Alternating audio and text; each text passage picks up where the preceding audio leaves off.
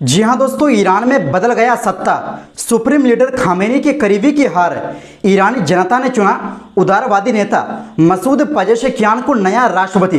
तो क्या अब हिजाब पर बदल जाएगी कानून? क्या अब ईरान पर से प्रतिबंध हटा दिया जाएगा? नए ईरानी राष्ट्रपति की अमेरिका को लेकर क्या है सोच?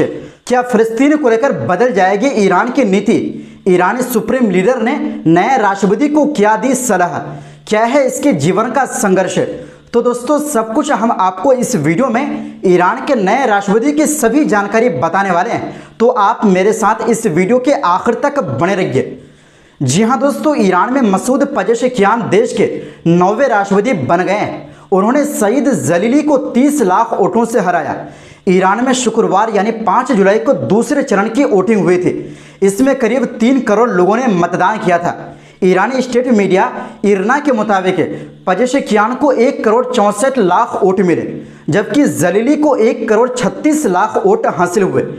पेजेश्कियान डॉक्टर होने के साथ साथ कुरान भी पढ़ाते हैं। 5 जुलाई को 16 घंटे तक चली वोटिंग में देश की करीब 50% यानी 3 करोड़ से ज़्यादा जनता ने वोट डाला था। आधिकारिक समय के मुताबिक मतदान शाम 6 बजे खत्म होना था। हालांकि बाद में इसे रात 12 बजे तक बढ़ा दिया गया था। ईरान के राष्ट्रपति इब्राहिम रईसी की 19 मई को हेलीकॉप्टर क्रैश में हुई मौत के बाद देश में राष्ट्रपति चुनाव की घोषणा की गई थी। ईरान में पहले चरण की वोटिंग 28 मई को हुई थी। इसमें कोई भी उम्मीदवार 50% वोट हासिल नहीं कर पाया था, जो चुनाव जीतने के लिए जरूरी है। हालांकि पेजेश्कियान 42.5% वोटों के साथ पहले और जलीली 38.8% वोटों के साथ दूसरे नंबर पर रहे थे। ईरान के संविधान के मुताबिक अगर पहले चरण में किसी भी उम्मीदवार को बहुमत नहीं मिलता है तो टॉप 2 उम्मीदवारों के बीच अगले चरण की वोटिंग होती है। इसमें जिस कैंडिडेट को बहुमत मिलता है वो देश का अगला राष्ट्रपति बनता है। देश के supreme leader ayatollah Ali Khamenei ने शुक्रवार सुबह वोट डालने के बाद कहा था कि पिछले चरण की तुलना में इस बार अधिक वोटिंग हो रही है। ये बेहद खुशी की बात है। दरअसल 28 मई को हुए पहले चरण के चुनाव में सिर्फ 40% ईरानियों ने वोट डाला था। यह आंकड़ा 1979 में हुई इस्लामिक क्रांति के बाद सबसे कम रहा था। दोस्तों, आपको बता दें कि जलीली, जिसने राष्ट्रपति के चुनाव हारे हैं, वो ईरान के सुप्रीम लीडर के करीबी माने जा रहे हैं। वहीं ईरानी मीडिया के मुताबिक पेजेश्कियान के राष्ट्रपति चुने जाने के बाद विदेशी नेताओं की तरफ से बधाई संदेश का तांता लग गया है। उनकी जीत पर बधाई दी है। इसी बीच ईरान के सबसे शक्तिशाली फोर्स IRGC ने भी ईरान के नए राष्ट्रपति का समर्थन किया है।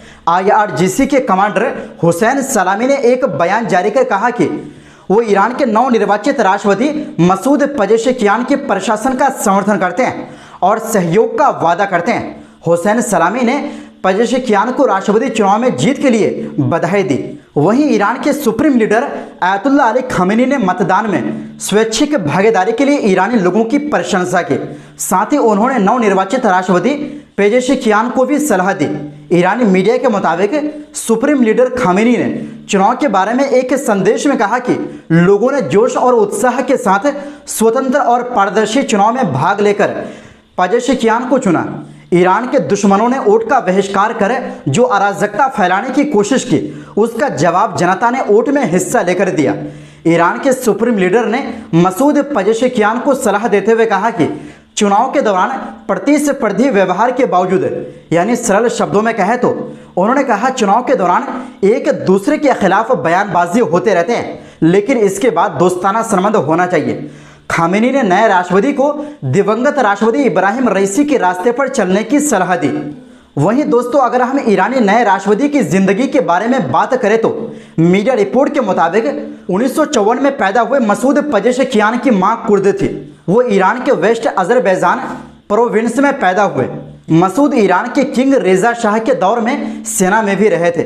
1980 में जब इराक के सद्दाम हुसैन ने ईरान पर हमला किया तो मसूद ने जंग के दौरान घायलों का इलाज किया। जंग के बाद वो कार्डियक सर्जरी के एक्सपर्ट बने। 1994 में उनकी जिंदगी का सबसे बुरा दौर आया। एक कार एक्सीडेंट में उनकी पत्नी और एक बेटी की मौत हो गई।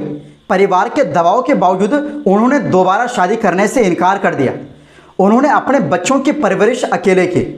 ट्विटर पर अपने बायो में वो खुद को एक पति, पिता और दादा बताते हैं। पजेशिकियान ने पत्नी की मौत के 3 साल बाद ही राजनीति में एंट्री ली।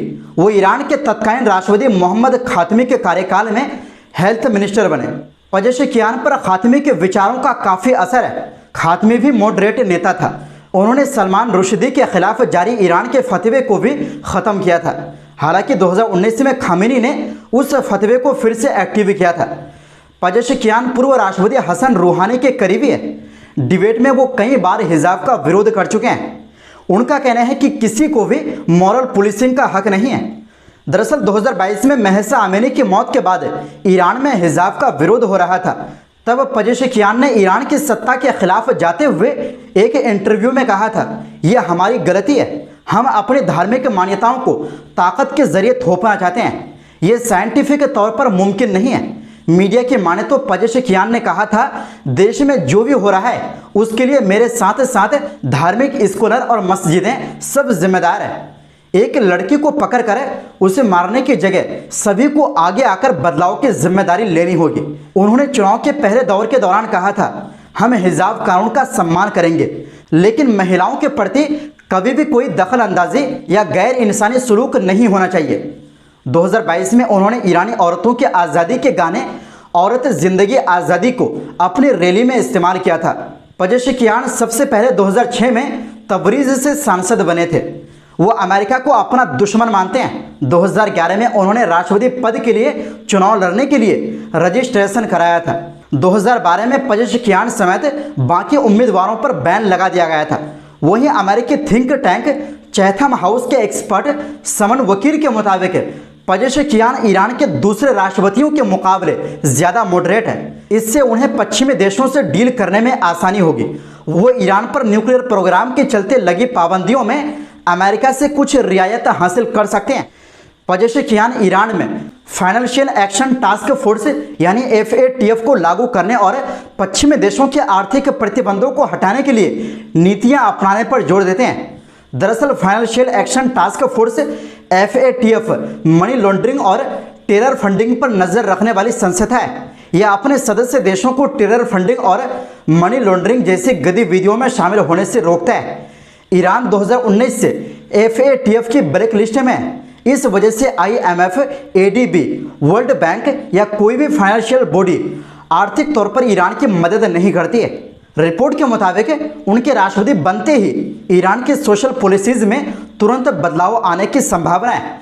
पजेशिकियान को सत्ता ऐसे वक्त मिली है जब मिडिल ईस्ट में जंग जारी है। ईरान पर आरोप लग रहे हैं कि वो लेबनान के हिजबुल्लाह के जरिए इजराइल से प्रॉक्सी जंग लड़ रहा है। हालांकि पजेशिकियान का इजराइल पर वही स्टैंड है जो उनके पहले के राष्ट्रपतियों का रहा है।